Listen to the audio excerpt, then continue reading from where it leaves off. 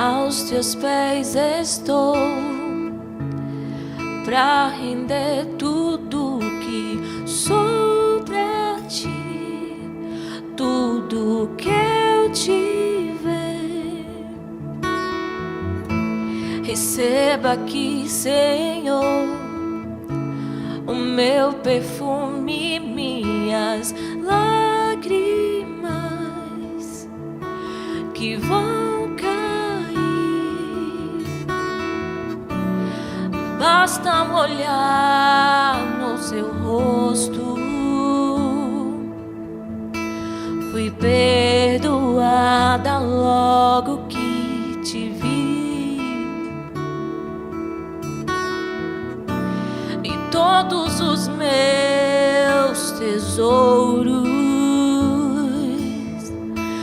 vou derramar diante de ti.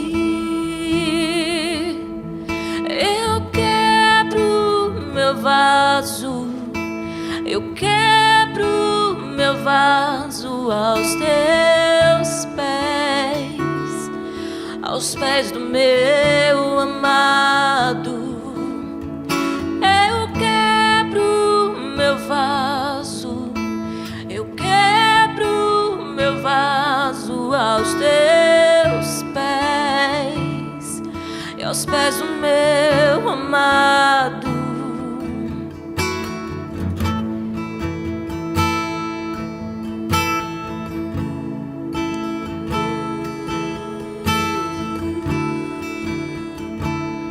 Basta um olhar,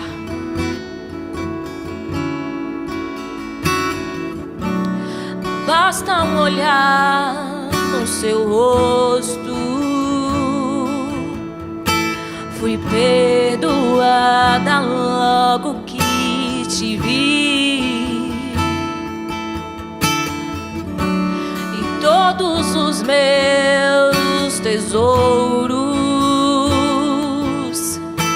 vou derramar diante de ti. Eu quebro meu vaso, eu quebro meu vaso aos teus pés do meu amado. Eu quebro meu vaso, vaso aos pés do meu amado. E não importa o preço do perfume derramado, tua presença vale mais, tua presença vale mais. E não importa o preço perfume derramado, a tua presença vale mais, a tua presença vale mais.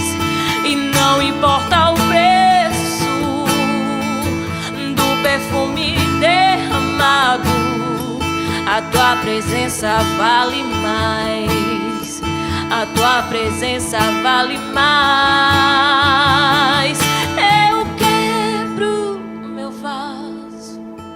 Eu quebro meu vaso aos teus pés do meu amado. Eu quebro meu vaso, eu quebro meu vaso aos teus pés do meu amado. Existe algo que eu acredito do fundo do meu coração, que Deus interfere bastante na nossa vida, que Deus intervém bastante na nossa vida. Mas também tem outra coisa que eu acredito do fundo do meu coração, que as nossas escolhas, elas também definem a nossa história. Que aquilo que a gente decide fazer com a nossa vida define muito a nossa história. Eu lembro que uma vez, logo quando eu cheguei no seminário, eu e um amigo fomos conversar com um missionário. e Robson Bueno, até hoje eu lembro o nome dele. E eu perguntei para ele assim sobre missões, sobre pregar o evangelho, sobre coisas que a gente poderia fazer na nossa espiritualidade. E ele me disse uma coisa que eu nunca mais esqueci. Ele disse assim, a idade de vocês, e eu tinha 19, 20 anos na época, a idade de vocês é crucial hoje, porque é nessa idade que você toma as decisões mais importantes da sua vida, que vão guiar todo o rumo da tua história. É nessa época aí que você vai decidir a profissão que você quer seguir, a direção ministerial que vocês vão ter, com quem vocês vão casar, com quem vocês não vão casar. Tudo isso se decide normalmente na idade de vocês, ele falou. Então tomem muito cuidado com as suas decisões, com as suas escolhas. Então eu queria conversar um pouquinho sobre escolhas, sobre decisões que a gente toma na nossa vida e que podem fazer toda a diferença, para bom ou para ruim. E eu queria contar duas histórias que estão na Bíblia. Uma delas eu só vou citar e a outra a gente vai ler o texto. A primeira é do filho perdido, dos dois filhos perdidos, na verdade. Então, um jovem fala para o pai, eu quero minha herança, eu quero curtir minha vida e eu quero viver tudo que eu quiser viver. E aí o pai dá a herança para ele. Esse texto está lá em Lucas 15, a partir do verso 11. E o pai prontamente o entrega, a sua herança, antecipadamente. E ele sai, vai para farra, para balada, faz tudo que ele queria fazer, tudo que a cabeça dele tinha criatividade para imaginar, ele foi e fez. E aí ele gastou tudo, ficou muito pobre e foi trabalhar numa fazenda cuidando de porcos, se alimentando do que os porcos comiam. E profundamente deprimido, devastado emocionalmente por conta de suas escolhas, ele decide voltar e o pai o acolhe, o recebe, o perdoa, o restaura. E o outro filho, seu irmão, fica profundamente chateado com isso, porque ele falou, poxa, eu sou o filho responsável. E esse responsável volta e tem tudo de volta. Então, uma escolha que mudou completamente a vida daquele rapaz. E a outra pessoa que tomou também uma decisão, que teve uma escolha, foi a nossa querida Marta. Está lá em Lucas 10, 38. E diz assim: caminhando Jesus e os seus discípulos chegaram a um povoado onde certa mulher chamada Marta o recebeu em sua casa. Maria, sua irmã, ficou sentada aos pés do Senhor, ouvindo a sua palavra. Marta, porém, estava ocupada com muito serviço e, aproximando-se dele, perguntou: Senhor, não te importas que minha irmã tenha me deixado sozinha com o serviço? Dize-lhe que me ajude. Respondeu o Senhor: Marta, Marta, você está preocupada e inquieta com muitas coisas. Todavia, apenas uma é necessária. Maria escolheu a boa parte e não lhe será tirada. Então, Marta se preocupou com a presença ilustre daquele profeta, daquele homem de Deus, e ela queria oferecer o melhor a ele. Ela queria dar o melhor a ele. Já Maria queria provar o melhor dele, queria desfrutar da presença dele. E para Jesus a melhor escolha foi a de Maria, não foi a de Marta. Então a nossa vida é constantemente feita de escolhas. O tempo inteiro você e eu estamos tomando decisões. O tempo inteiro você e eu estamos pensando no que fazer, estamos pensando para onde ir, com quem se relacionar, com quem andar, como trabalhar, no que investir, no que servir. A gente tem decisões todos os dias, todas as semanas, todos os meses, todos os anos. Todas as vidas de todas as pessoas são repletas de decisões. e como a gente toma elas faz toda a diferença. Eu queria citar rapidamente três escolhas que são mortais para a gente. A primeira é ter serviço sem relação. Servir a Jesus sem relação com Ele. É a religiosidade. É quando eu entrego coisas a Deus, mas eu esqueço dele mesmo. De certa forma, foi com toda boa intenção, foi o que Marta fez. Marta servia a Deus com todo amor, sem Ele, sem desfrutar dele. Talvez Marta poderia ter dito, Jesus, vem aqui para a cozinha, porque enquanto eu faço nosso lanche, nossa comida, nossa janta, a gente vai conversando. Maria, vem me ajudar também. Jesus está perto da gente, a gente serve Ele, mas a gente não perde a presença dele. A segunda escolha ruim é o isolamento, porque andar sozinho é a pior coisa para uma pessoa. A pior coisa para uma pessoa. Vários de vocês sabem, eu não escondo isso, eu não tenho nenhuma intenção, nenhuma ilusão de parecer ser alguém que eu não sou, de me parecer com um super pastor, sabe, que não sente medo, que a fé não falha, que é poderoso. A gente sabe que, eu não vou nunca querer ser o que eu não sou. Então não é segredo para ninguém que a gente tem vivido dias muito difíceis com a obra da nossa igreja. E por eu estar à frente dessa obra, dessa iniciativa, digamos assim, eu tomo uma carga muito pesada, um peso muito pesado nas minhas costas, de responsabilidade, de gerenciamento daquilo ali, de direção que tem que ser dada, de decisões que a gente tem que tomar o tempo todo, de coisas que a gente faz de um jeito, mas depois a gente percebe que deveria ter feito de outro, inúmeras coisas. E em muitos momentos eu me senti sozinho, falei isso com a liderança, inclusive, da igreja. Falei, gente, tem horas que eu me sinto só nisso aqui. E, gente, cada vez que eu chego para a Beca, chego para os líderes, falo, gente, cola mais em mim, não me deixa só, não me deixa só. Aquilo ali é força no meu coração e na minha alma. Domingo passado, quando a gente teve o primeiro culto, aquilo foi força no meu coração. Ver que as pessoas estavam ali, numa sala sem nada, só tinha a sala e algumas cadeiras. E a gente. E era suficiente. Aquilo ali me deu força. Porque andar sozinho é a pior escolha. Sempre será a pior escolha. Nunca ande sozinho. E a terceira, isso não são os tópicos da mensagem não, tá? Isso é só uma introduçãozinha.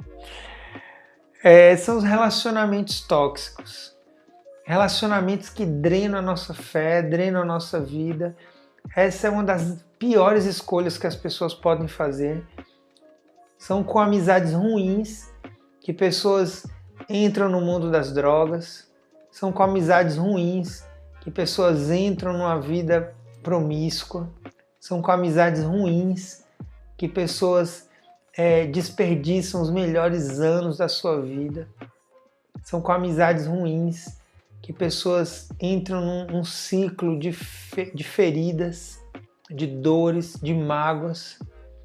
São com relacionamentos tóxicos que a gente amarga muitas situações ruins da nossa vida. Então, cuida bem de quem te cerca, cuida bem de quem você escolhe para caminhar ao seu lado. Cuida bem das amizades que você escolhe para caminhar perto de você. Cuida bem de com quem você abre o seu coração, para quem você entrega os segredos da tua alma, as tuas vulnerabilidades. Relacionamentos tóxicos. Isso é uma decisão super difícil e muito, muito, muito difícil na vida de todo mundo e muito equivocada na vida de muitas pessoas. Ah, Tony, então eu só vou andar com gente escolhida a dedo. Não é isso que eu estou dizendo. O que eu estou dizendo é que existem pessoas que a gente não consegue ajudar. Existem pessoas que não querem nossa ajuda, não estão debaixo da nossa influência, elas somente drenam a nossa vida de uma forma que a gente não tem muito poder de reação. E às vezes a gente fica se enganando, achando que está ajudando aquela pessoa, quando que na verdade aquela pessoa que está destruindo a sua vida. Então tem namorado que está destruindo a tua vida. Tem namorada que está destruindo a tua vida. Tem amigo que está destruindo a tua vida. Tem sócio que está destruindo a tua vida. Então a gente tem que saber, naquela relação ali, eu sou um abençoador ou eu sou um influenciado apenas? Eu estou ali para construir na vida daquela pessoa ou muito mais do que isso, aquela pessoa está destruindo na minha vida? São perguntas que a gente tem que responder em relação às pessoas que nos cercam, porque você pode sim se relacionar com uma pessoa totalmente bagunçada e você abençoar a vida daquela pessoa e você ajudar aquela pessoa a sair daquela situação. Isso é bíblico, isso é reino de Deus. Mas tem gente que a gente não consegue. Então, se você não consegue, na verdade aquela pessoa que está vencendo contra você, talvez você precise repensar essa amizade, essa relação, ou seja lá o que for. Mas a gente precisa se posicionar com coragem, com sabedoria diante das relações e principalmente diante das escolhas, de uma forma geral, das decisões que a gente toma na nossa vida. Então a primeira coisa, eu preciso entender que eu existo para viver em Cristo. Eu não vou aqui trazer uma receita de bolo. Eu vou trazer aqui 3 princípios que, se a gente vivê-los, aquilo ali vai ser norte na nossa vida, nas nossas escolhas, de uma forma geral. Então o primeiro princípio é que a gente precisa entender que a gente existe para viver em Cristo. Então todos vocês são filhos de Deus mediante a fé em Jesus Cristo, pois os que em Cristo foram batizados, de Cristo se revestiram. Gálatas 3:26. Então a gente existe para viver em Jesus, em Cristo. Muita gente pensa que a fé cristã é um compartimento da vida. Então eu tenho o compartimento da minha fé, como se fosse essa estante aqui atrás. Eu tenho a prateleira da fé, a prateleira dos negócios, a prateleira da vida pessoal, da vida sentimental, e uma prateleira não interage com a outra. Muita gente acha que a vida cristã é um quarto da sua existência. Na verdade, a vida cristã, ela é tudo na nossa vida. Jesus, ele precisa ser tudo na nossa vida. A gente precisa estar nele, como a gente vê lá em João 15, a gente precisa estar enxertado, conectado à videira. Então, muitas vezes, as nossas escolhas são equivocadas porque a gente escolhe no compartimento. Então, às vezes, eu escolho uma pessoa para me relacionar sentimentalmente, amorosamente, e eu vou lá no compartimento das minhas emoções, dos meus desejos, e deixo lá o compartimento da minha espiritualidade, o compartimento de Jesus separado daquilo ali, e eu faço uma escolha completamente divorciada da minha fé. Muita gente escolhe namorado, escolhe a namorada sem pensar na fé, sem pensar na direção que aquela pessoa está seguindo e sem pensar se aquela direção é a mesma que você está seguindo. Então existe essa crise, né? Para me relacionar com alguém tem que ser com alguém da igreja. Eu não diria que tem que ser com alguém da igreja, mas eu diria que fará toda a diferença se a pessoa com a qual você se relacionar estiver caminhando na mesma direção que você em relação à fé. Porque isso é uma questão de propósito, de princípios. Então, vou te fazer uma pergunta aqui.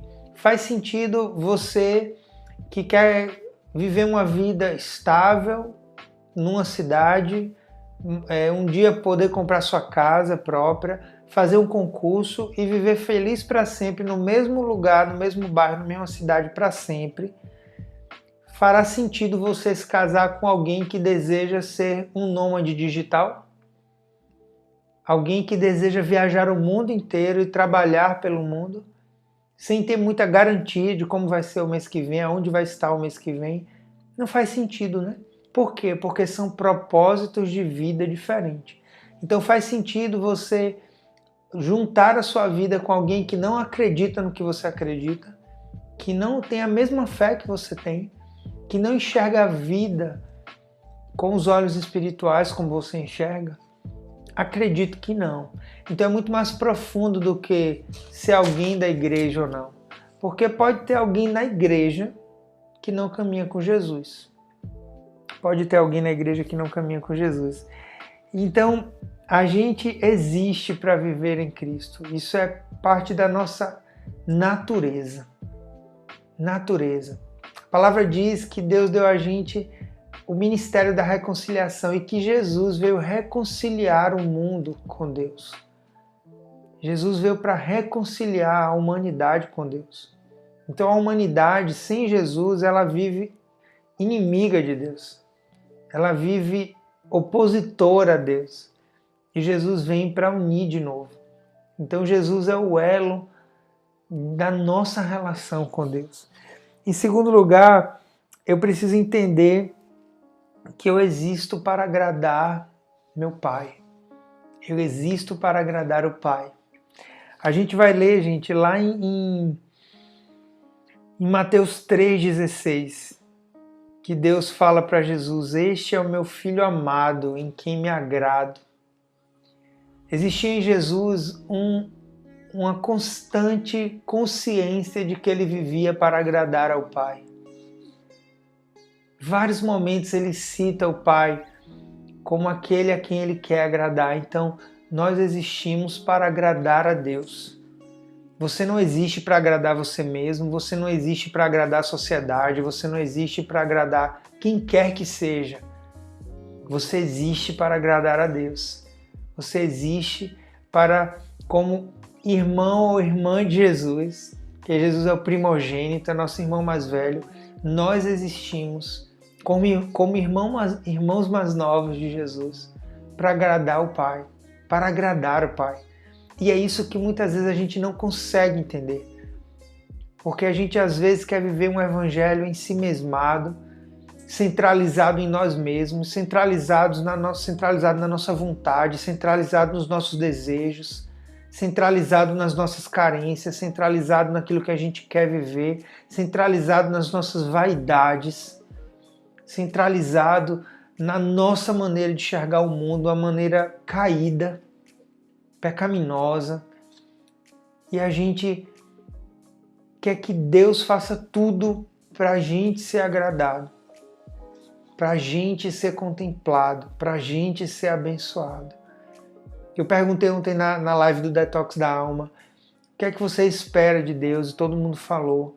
E depois eu perguntei o que é que Deus espera de você. Essa é uma pergunta muito mais difícil de responder, porque é muito mais fácil eu dizer o que eu espero de Deus do que eu refletir no que Deus espera de mim. Porque a gente passa a maior parte do nosso tempo querendo coisas, a gente passa a maior parte do nosso tempo desejando coisas, a gente passa a maior parte do tempo lendo a Bíblia ao nosso favor. A gente passa a maior parte do tempo lendo a Bíblia para encontrar textos que justifiquem a maneira com a qual a gente quer viver a nossa vida. A gente lê a Bíblia para favorecer as nossas escolhas e não para nortear as nossas escolhas. Se você lê a Bíblia para favorecer o que você quer viver e fazer, eu queria te dizer que você está completamente equivocado, completamente equivocada. Porque a palavra ela existe para direcionar a nossa vida e não para legitimar as nossas escolhas e não para legitimar as nossas decisões. A Bíblia não tem nada com as tuas escolhas, nem com as minhas. A Bíblia não tem nada com as tuas decisões. Na Bíblia não existe compromisso nenhum em confirmar as suas escolhas. em legitimar aquilo que você decide fazer com a sua vida, baseado na sua maneira de enxergar o mundo. A Bíblia existe para direcionar a nossa vida. É diferente. É diferente. Então, a gente precisa entender que existe para agradar o Pai, sim. Só que isso é loucura para um mundo que só prega a autofelicidade, que só prega a realização pessoal a qualquer custo. Custe o que custar, doa quem doer. Em último lugar, eu preciso entender que eu dependo do Espírito Santo. Eu não consigo viver se o Espírito Santo não me possibilitar isso. Não existe espiritualidade autêntica sem o conselho e a direção do Espírito Santo de Deus. Jesus disse: eu estou indo, eu vou para o Pai, mas eu vou deixar o Consolador, eu vou deixar o meu Espírito, e Ele será o Consolador, e Ele vai ensinar todas as coisas a vocês. Quando você lê o livro de Atos, você percebe o Espírito Santo mandando e desmandando. Você percebe que a igreja era direcionada pelo Espírito Santo. Ele dizia: vai para tal lugar, volta, para, espera. É o Espírito Santo quem possibilita a gente viver o Evangelho. Você, amiguinho, amiguinha, você não tem capacidade humana de perdoar. Você não tem capacidade humana de zerar os ponteiros com ninguém. Eu não tenho. Você não tem capacidade humana de se santificar. Você não tem capacidade humana de resistir ao pecado. Você não tem capacidade humana de orar. Tudo isso só é possível através do poder do Espírito Santo de Deus que age nessa terra, que age entre nós. Se o Espírito Santo fosse retirado da terra, a gente seria envolto imediatamente de trevas, porque é o Espírito Santo que ainda mantém a presença de Deus nessa terra, tão marcada pela maldade do homem, do ser humano, e pela maldade de Satanás, nosso inimigo. Então, a gente precisa entender que a gente é dependente do Espírito Santo de Deus. Ele é o sopro de vida, o ruá de Deus. A palavra hebraica para o Espírito Santo, digamos assim, o Espírito de Deus é ruá. E ruá é sopro de vida. A gente não vive sem oxigênio. A gente não vive sem respirar. O mundo hoje tem perdido milhares de pessoas, milhares de pessoas, milhões de pessoas, na verdade, porque elas não conseguiam mais respirar, porque uma doença as impedia de respirar. Então, respirar é algo necessário à vida. E o Espírito de Deus é condicional, a presença do Espírito de Deus é condicional para a existência de uma espiritualidade genuína. Não existe espiritualidade sem o Espírito Santo de Deus. Não existe conexão com Deus sem o Espírito dele. Não existe conexão com Jesus Cristo sem o Espírito Santo de Deus, sem a terceira pessoa da Trindade. Então as minhas escolhas, elas vão ser norteadas, elas vão ser direcionadas, eu farei escolhas melhores se eu depender do Espírito Santo de Deus. Se eu entender que eu vivo para agradar ao Pai. É isso mesmo, agradar ao Pai. E se eu entender que eu preciso viver em Cristo, eu preciso estar conectado a Cristo, viver debaixo da influência do Evangelho de Jesus Cristo. Se eu fizer isso, se você fizer isso, as nossas escolhas, as nossas decisões, elas farão sentido. Então eu queria te dizer em nome de Jesus, sai do centro,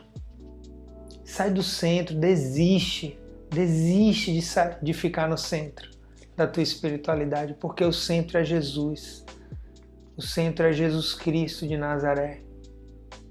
Se você olhar fora aí para sua janela. Talvez você veja algumas estrelas. Talvez você perceba como o planeta Terra é pequeno e como a gente é pequeno dentro desse planeta pequeno. Então você e eu, nós somos pequenos demais para acharmos que o mundo gira ao nosso redor, que Deus gira ao nosso redor. É a gente que gira ao redor dele. Ele é nosso sol, ele é nossa estrela da manhã, ele é o nosso Deus e ele nos ama, mas ele não está para fazer a nossa vontade. Nós aqui estamos para viver a vontade dele na nossa vida. Deus abençoe demais você. Um beijão no teu coração. Fica firme, não desanima, não desiste. O que Deus tem preparado para a gente não terminou. E se você quer abençoar alguém, compartilha esse vídeo do YouTube. Sai depois da TV, vai lá no celular, compartilha, manda para alguém. Abençoa a vida de alguém. Não viva uma espiritualidade solitária. Seja uma abençoadora. Seja um abençoador. Em nome de Jesus. Amém. Basta um olhar no seu rosto, fui perdoada logo que te vi, e todos os meus tesouros vou derramar diante de ti.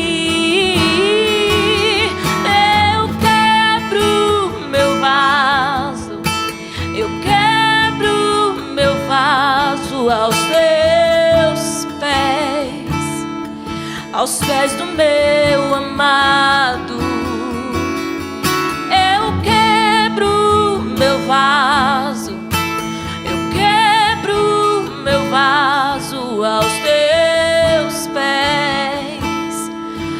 pés do meu amado, e não importa o preço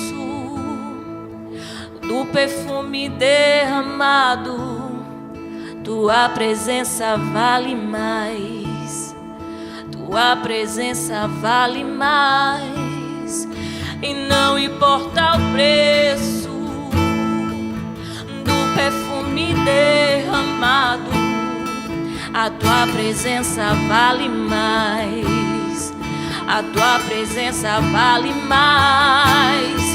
E não importa o preço do perfume derramado, a tua presença vale mais, a tua presença vale mais. Eu quebro meu vaso, eu quebro meu vaso aos teus pés, aos pés do meu amado. Eu quebro meu vaso, eu quebro meu vaso aos teus pés, aos pés do